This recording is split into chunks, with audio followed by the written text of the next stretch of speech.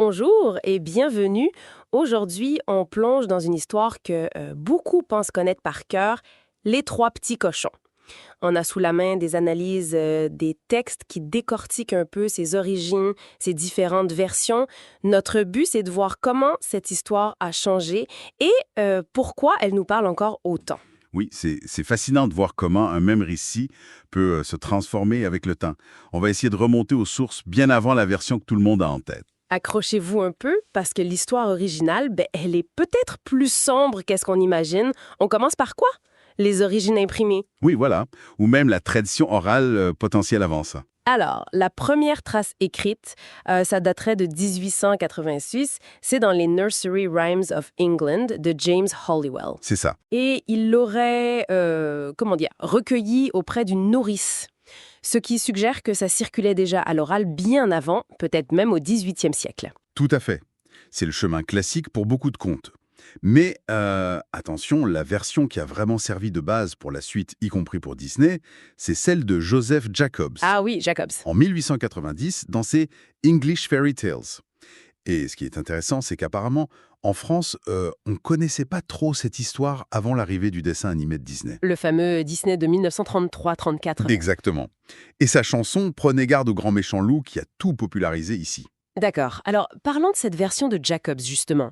Les trois cochons, ils construisent leur maison, paille, bois et puis briques. Classique. Ouais. Le loup arrive, il souffle sur les deux premières, et là...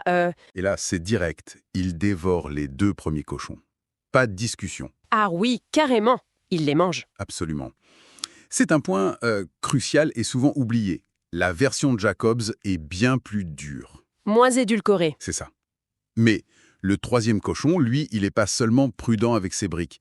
Il est aussi très rusé. Oui, c'est vrai. Il déjoue le loup plusieurs fois, non? Pour aller chercher des trucs, des navets. Des navets, oui, puis des pommes. Il arrive même à distraire le loup en lui lançant une pomme au loin. Malin. Et il a aussi cette histoire à la foire. Ah oui, l'épisode de la foire, c'est excellent. Il doit aller à la foire, le loup l'attend, mais le cochon y va plus tôt, et pour rentrer, il se cache dans une baratte. Une baratte?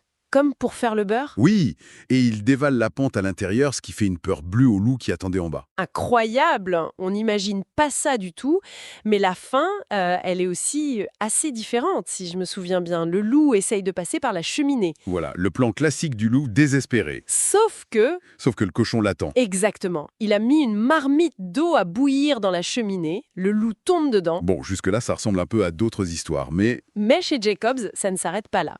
Le loup est tué, ébouillanté, et le petit cochon, il le met à table et le mange pour son dîner. Il mange le loup. Il mange le loup, c'est écrit noir sur blanc.